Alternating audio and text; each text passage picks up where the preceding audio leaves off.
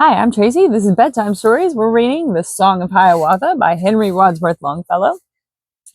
It's part 5. Hiawatha's Fasting. You shall hear how Hiawatha prayed and fasted in the forest, not for greater skill in hunting, not for greater craft in fishing, not for triumphs in the battle and renown among the warriors, but for profit of the people, for advantage of the nations. First he built a lodge for fasting, built a wigwam in the forest, by the shining big sea water, in the blithe and pleasant springtime. In the moon of leaves he built it, and with dreams and visions many, 7 whole days and nights he fasted. On the first day of his fasting, through the leafy woods he wandered, saw the deer start from the thicket, saw the rabbit in his burrow, saw the pheasant Bena drumming, heard the squirrel Ajiduamo rattling in his hoard of acorns, saw the pigeon Omimi building nests among the pine trees, and in flocks the wild goose Wawa flying to the fenlands northward, whirring, wailing far above him. Master of life, he cried, desponding, must our lives depend on these things? On the next day of his fasting, by the river's brink he wandered, through the muscoday, the meadow, saw the wild rice, Manomani,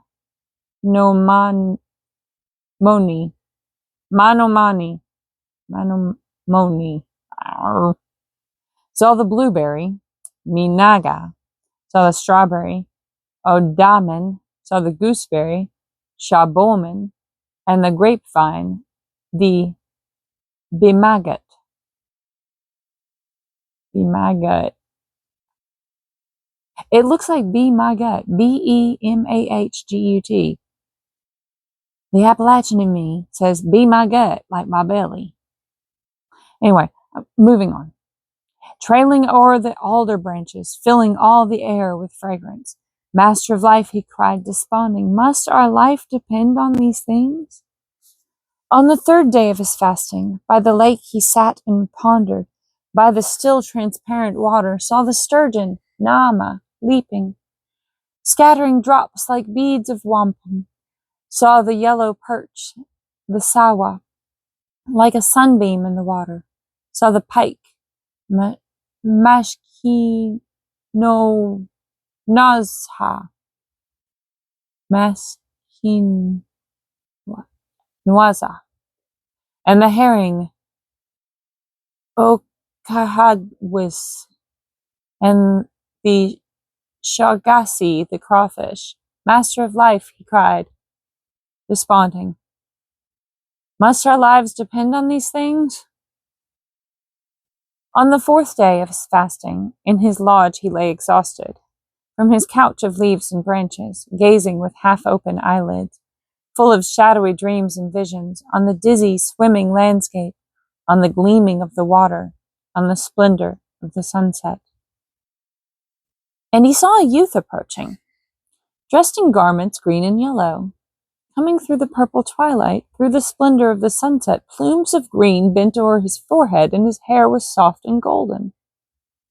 Standing at the open doorway, long he looked at Hiawatha, looked with pity and compassion on his wasted form and features, and in accents like the sighing of the south wind in the treetops, said he, "Oh, my Hiawatha!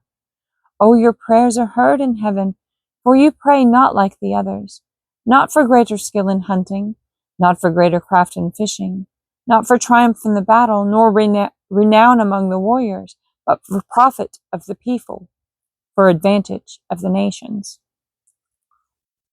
From the Master of Life descending, I, the friend of man, Mondamin, come to warn you and instruct you how by struggle and by labor you shall gain what you have prayed for. Rise up from your bed of branches, rise, O youth, and wrestle with me." Faint with famine, Hiawatha started from his bed of branches, from the twilight of his wigwam, forth into the flush of sunset. Came and wrestled with Mondamin. At his touch he felt new courage, throbbing in his brain and bosom, felt new life and hope and vigor, run through every nerve and fiber.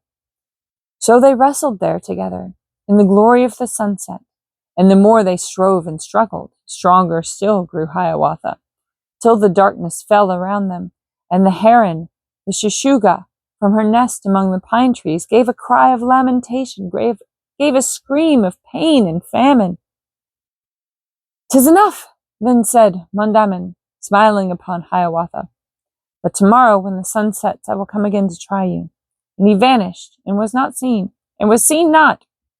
Whether sinking as the rain sinks, whether rising as the mists rise, Hiawatha saw not, knew not, only saw that he had vanished, leaving him alone and fainting, with the misty lake below him and the reeling stars above him. On the morrow and the next day, when the sun through heaven descending like a red and burning cinder from the hearth of the Great Spirit fell into the western waters, came Mondamin for the trial. For the strife with Hiawatha came as silent as the dew comes, from the empty air appearing, into empty air returning, taking shape when earth it touches, but invisible to all men in its coming and its going. Thrice they wrestled there together, in the glory of the sunset, till the darkness fell around them, till the heron, the Shishuga, from her nest among the pine trees, uttered her loud cry of famine, and Mondamin paused to listen. Tall and beautiful he stood there, in his garments of green and yellow. To and fro his plumes above him waved and nodded with his breathing, and the sweat of the encounter stood like drops of dew upon him. And he cried, "O Hiawatha, bravely have you wrestled with me. Thrice have wrestled stoutly with me, and the Master of Life who sees us, he will give to you the triumph." Then he smiled and said, "Tomorrow is the last day of your conflict. It is the last day of your fasting. You will conquer and overcome me. Make a bed for me to lie in, where the rain may fall upon me, where the sun may come and warm me. Strip these garments green and yellow, strip this nodding plumage from me. Lay me in the earth and make it soft and loose and light above me. Let no hand disturb my slumber, let no weed nor worm molest me. Let not Kagagi the raven come to haunt me and molest me. Only come yourself to watch me, till I wake and start and quicken, till I leap into the sunshine." And thus saying, he departed. Peacefully slept Hiawatha, but he heard the Wanonayasa, heard the whippoorwill complaining, perched upon his lonely wigwam, heard the rushing Sibowisa, heard the rivulet rippling near him, heard the darksome forest, heard the sighing of the branches as they lifted and subsided at the passing of the night wind, heard them as one hears in slumber, far-off murmurs, dreamy whispers. Peacefully slept Hiawatha. On the morrow came Nokomis, on the 7th day of his fasting, came with food for Hiawatha, came imploring and bewailing lest his hunger should overcome him, lest his fasting should be fatal. But he tasted not and touched not, only said to her, "Nokomis, wait until the sun is setting, till the darkness falls around us, till the heron, the Shishuga, crying from the desolate marches, tells us that the day has ended." Homeward weeping went Nokomis, sorrowing for her Hiawatha, fearing lest his strength should fail him, lest his fasting should be fatal. He meanwhile sat weary, waiting for the coming of Mondamin, till the shadows, pointing eastward, lengthened over field and forest, till the sun, dropping from the heaven, floated on the waters westward, as a red leaf in the autumn falls and floats upon the water, falls and sinks into its bosom. And behold, the young Mondamin, with his soft and shining tresses, with his garments green and yellow, with his long and glossy plumage, stood and beckoned at the doorway, and as one in slumber walking, pale and haggard, but undaunted, from the wigwam, Hiawatha came and wrestled with Mondamin. Round him spun the landscape, sky and forest reeled together, and his strong heart leaped within him, as the sturgeon leaps and struggles in a net to break its meshes. Like a ring of fire around him blazed and flared the red horizon, and 100 suns seemed looking at the combat of the wrestlers.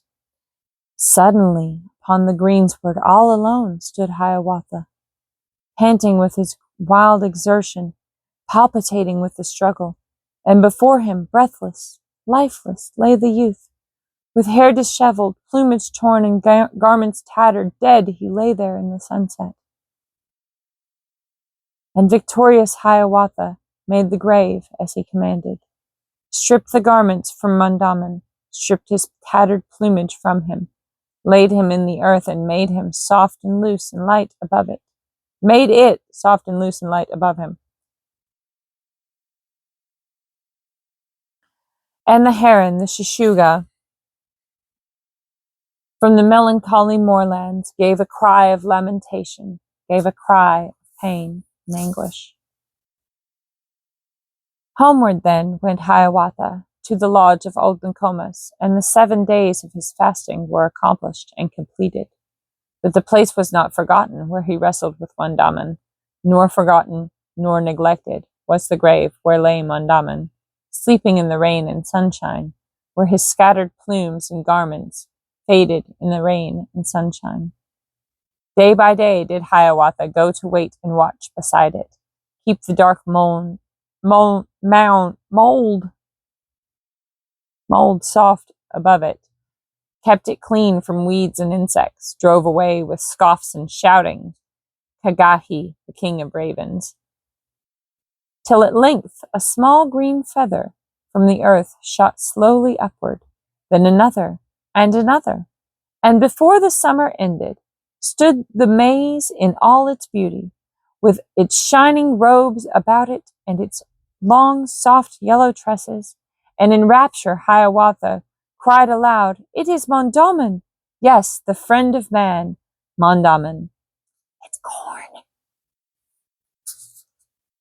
Then he called to old Nokomis and Iago, the great boaster, showed them where the maize was growing, told them of his wondrous vision, of his wrestling and his triumph, of this new gift to the nations, which should be their food forever.